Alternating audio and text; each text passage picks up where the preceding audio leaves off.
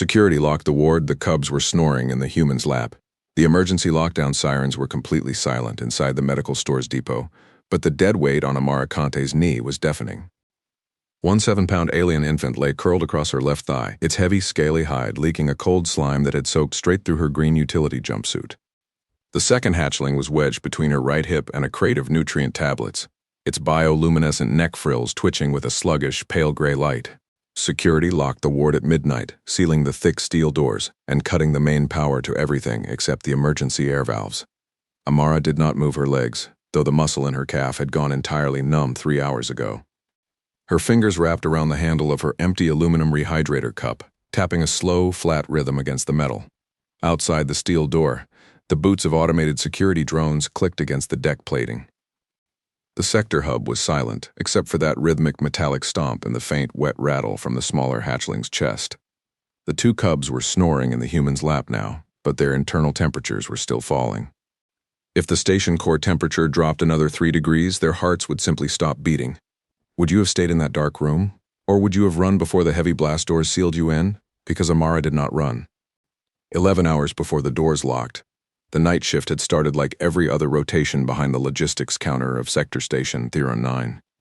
The terminal was a vast cold cavern of gray iron and humming display grids, handling hundreds of multi-species transients every hour. Amara sat on her high stool, her left cuff dark with an old grease stain from a jammed conveyor line. She pulled a scratchy amber wool induction fleece blanket from her satchel and folded it twice to sit on, using the rough fabric to block out the chill of the metal seat.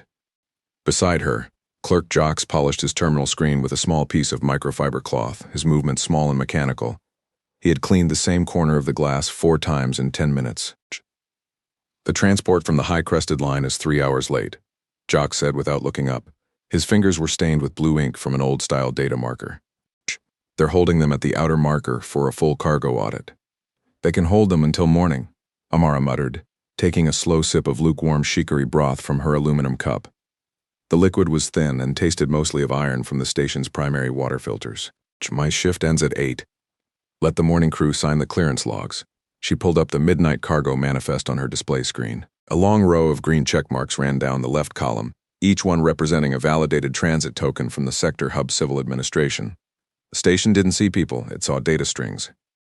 If an incoming traveler didn't have a 12-digit registry code stamped onto their digital sleeve, the automated turnstile simply remained locked. The air in the low-tier corridor smelled of recycled oxygen and the sharp mineral bite of ion-filtered light.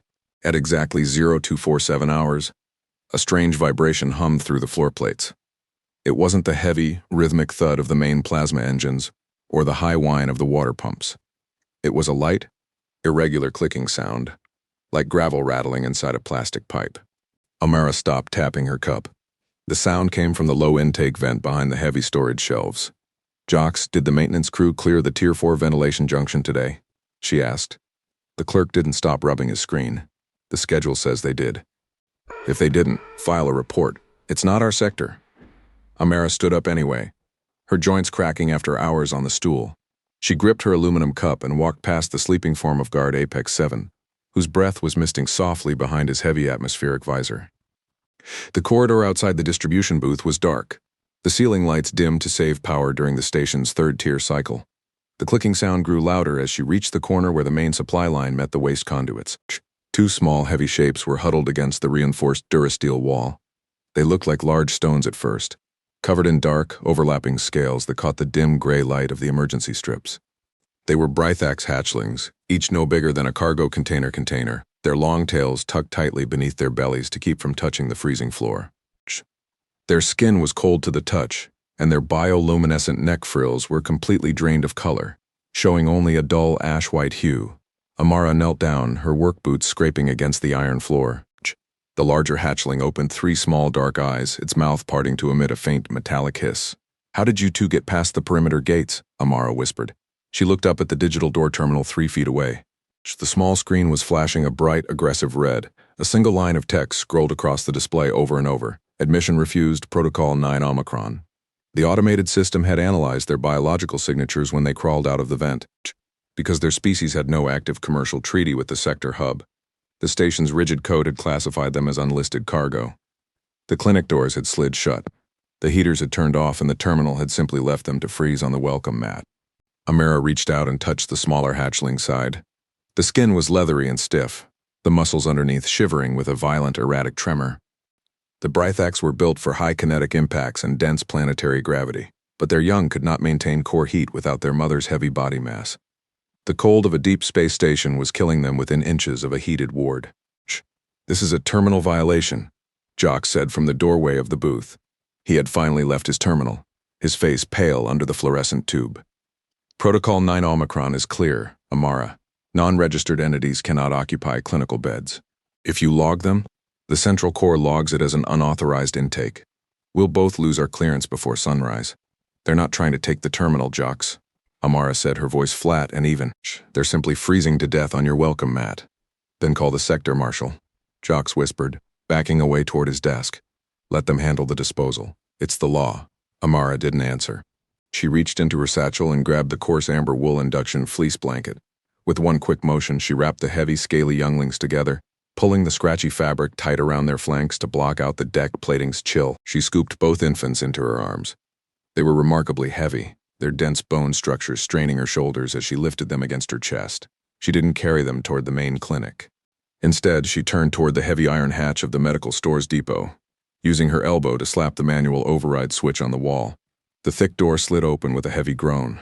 Amara stepped inside the small, windowless room surrounded by rows of metal shelving loaded with ration crates and sterile water packs. Jocks watched her from the corridor, his mouth open, his fingers hovering near the emergency alert button on his sleeve. "Don't do it," Jocks said.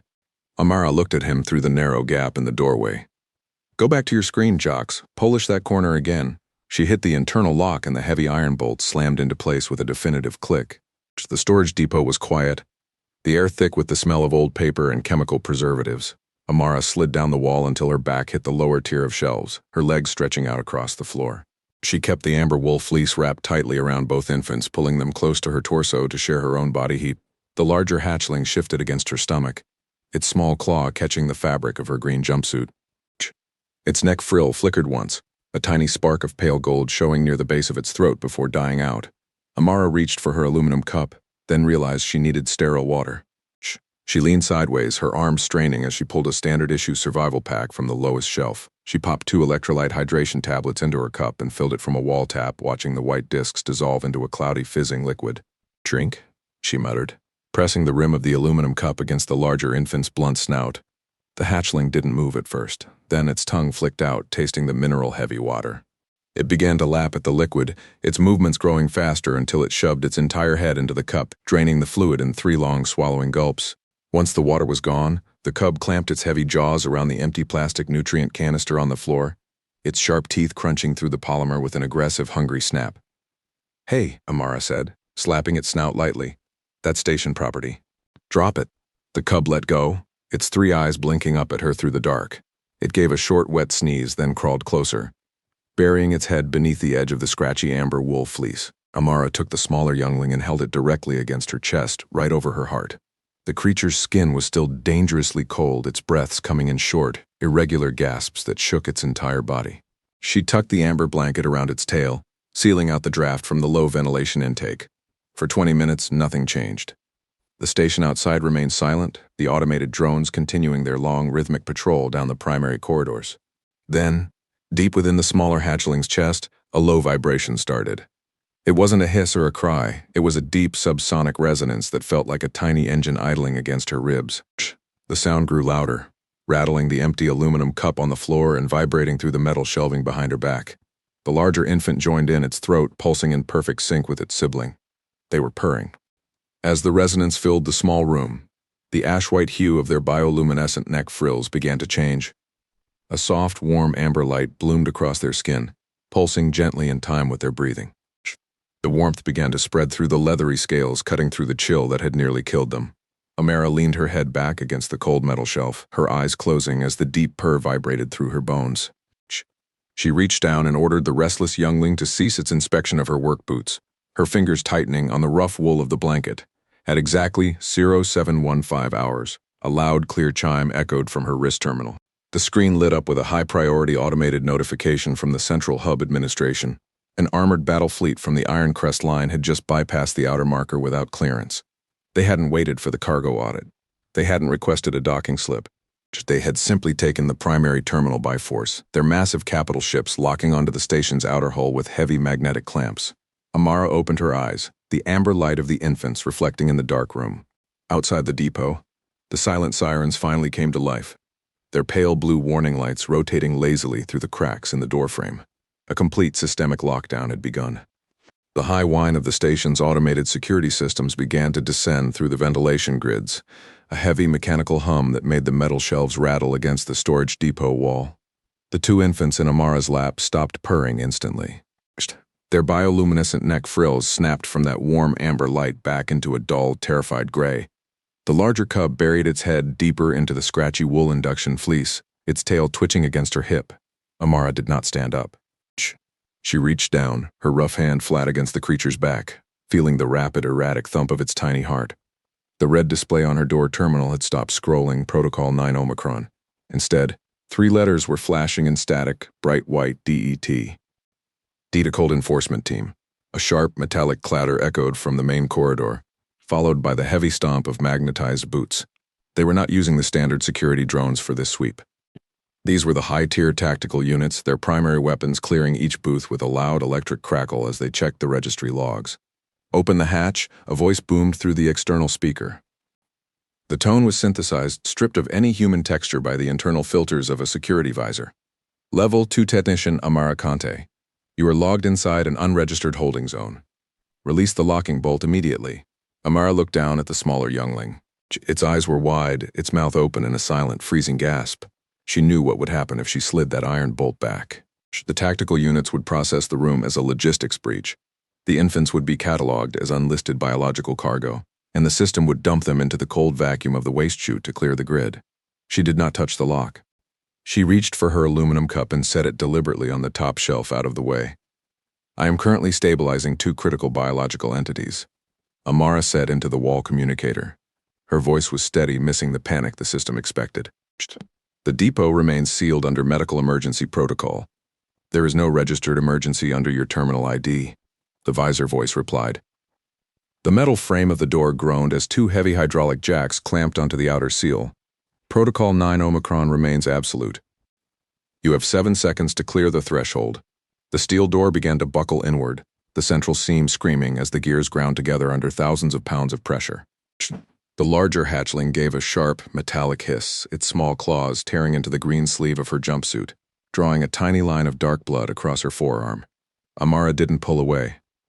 She gathered the amber wool fleece tighter, shielding their heads with her own torso as the iron frame finally gave way with a deafening crack. The door flew inward, hitting the opposite wall with a force that sent a shower of plastic ration canisters tumbling across the floor. 3 tactical security drones stepped through the smoke, their long plasma carbines leveled straight at her forehead. Behind them stood Administrator Kira Sol, her high-collared Navy uniform immaculate, except for a violent red stress rash climbing her throat under the pressure. "Secure the cargo," Sol ordered, her fingers tapping against a brushed steel data slate. She did not look at Amara. She looked at the readout on her screen. "The high-crested line has 3 battlecruisers locked onto our primary hull. They want their bloodline back, and they are not leaving without a full registry count." Amara stood up slowly, her left leg still prickling with a sharp, stinging numbness as her weight shifted. She did not drop the blanket. The smaller infant was shivering violently now, its cold slime soaking into her chest. "They aren't cargo, Administrator," Amara said, her boots crunching on the broken polymer of the floor. "They are infants. And your automated welcome mat nearly finished them."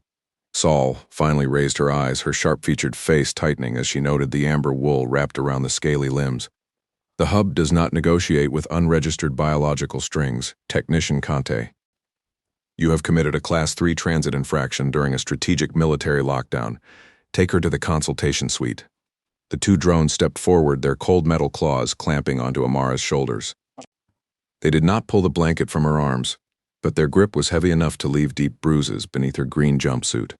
As they marched her down the long-dimmed corridor toward Tier 4, the silence of the station felt heavier than before. The normal life of Theron 9 had vanished. The transient lounges were empty, their display grids dark, the automated food turnstiles locked behind heavy iron bars. Every civilian worker had been cleared from the decks, leaving only the rhythmic stomp of the tactical team and the faint, distant thud of the Brythax capital ships groaning against the outer docking seals. When they reached the high consultation suite, the heavy mahogany doors slid open to reveal a room thick with tension. A massive towering figure stood at the far end of the long conference table. It was Patriarch Kraxthar, a 7-foot mass of armored muscle and scaly hide, his primary limbs crossed tightly over his chest. His bioluminescent neck frills were completely drained of color, showing the ash-white hue of deep absolute mourning.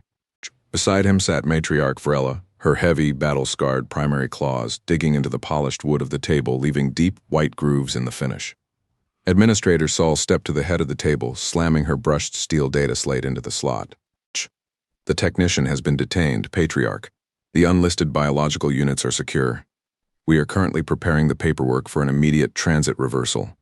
The Patriarch did not look at Sol. His 3 dark eyes turned slowly toward Amara, locking onto the fading amber wool blanket she held against her ribs. A low subsonic rumble started in his chest, so deep that the glass water carafes on the table began to dance. "You have them," the Patriarch said, his voice a gravelly roar that tore through the room's air filtration system. "They were left in the ventilation intake," Amara said, stepping past the security drones before they could stop her. She laid the amber wool bundle directly onto the center of the polished wood table, right between the 2 alien leaders. "The station heater turned off because they didn't have a 12-digit code. If I hadn't pulled them out, you wouldn't need a registry count. You'd need a shovel." Saul's face flushed a deeper red, the rash reaching her jawline. "The technician is fabricating details to obscure her administrative breach, Patriarch. Protocol 9 Omicron is a standard safety measure designed to protect the hub from unverified biological vectors. The system functioned exactly as intended." Matriarch Vrella leaned forward, her massive snout inches from the scratchy wool fleece. She did not touch her children yet. Her eyes were fixed on the security playback log that was now flickering to life on the central wall screen. The monitor showed the dark storage depot from 3 hours ago. The footage was grainy, but the image was clear. A solitary human female sitting on the cold floor, her green jumpsuit stained with grease, her arms wrapped around 2 freezing alien younglings. She wasn't holding a weapon, she wasn't checking a data slate, she was simply pulling an old cheap piece of amber wool completely over their shivering bodies, sealing out the dark. The courtroom held its collective breath as the video continued to loop. The tactical guards near the door slowly lowered their plasma carbines, their fingers slipping away from the triggers without a single command from their visor voice. Amara stood perfectly still, her hands tucked into her pockets, her fingers tapping against nothing at all. She watched the matriarch's bioluminescent neck frills. Deep within the scaly folds of skin, a tiny spark of color began to stir. It wasn't the ash white of grief anymore. It was a faint golden orange creeping upward from the base of her throat like a rising fire. "The log is clear," the matriarch whispered, her voice rattling the light fixtures. She turned her massive head toward Administrator Saul, her 3 eyes burning with a sudden dangerous light. "The automated system did not protect our blood. The system offered only frost." Saul reached for her data slate, her fingers trembling as she tried to pull up the non-negotiable clauses. "The charter states clearly in Section 4 that all transients without commercial vouchers must be." "The charter is a corpse." Patriarch Kraxthar interrupted, his primary claws slamming onto the table with a force that shattered the corner of the wood. "We did not come for your vouchers, Administrator. We came for our future." The matriarch stood up, her massive frame casting a long shadow over the entire consultation suite. She did not look back at the security drones or the flashing white lights of the lockdown system. She stepped toward Amara, her heavy, leathery footsteps shaking the deck plates, her scarred claw rising slowly toward the human's shoulder. The massive, battle-scarred primary claw of Matriarch Vrella did not strike. It descended with a heavy, metallic rattle of scales, pressing flat against the grease-stained green sleeve of Amara's shoulder. The weight was immense, forcing Amara's boots to creak against the iron floor plating, but the gesture was not an attack. It was a solemn, crushing anchor. Across the matriarch's throat, the bioluminescent frills flared into a blinding, radiant amber gold, lighting up the gray walls of the consultation suite like an emergency flare. The deep, subsonic purr returned to the room, shaking the broken pieces of the conference table. "You gave insulation where their regulations offered only frost," the matriarch declared, her 3 dark eyes locked onto Amara's face. "That makes you a pack leader in the dark?" The high-crested line does not forget who kept the inventory clean. Administrator Saul stepped back, her boots catching on the trailing power cables of her damaged terminal. The violent red stress rash had covered her entire neck now. turning her skin a mottled purple. She tapped her brushed steel slate with a frantic, trembling finger, trying to signal the tactical security drones by the door.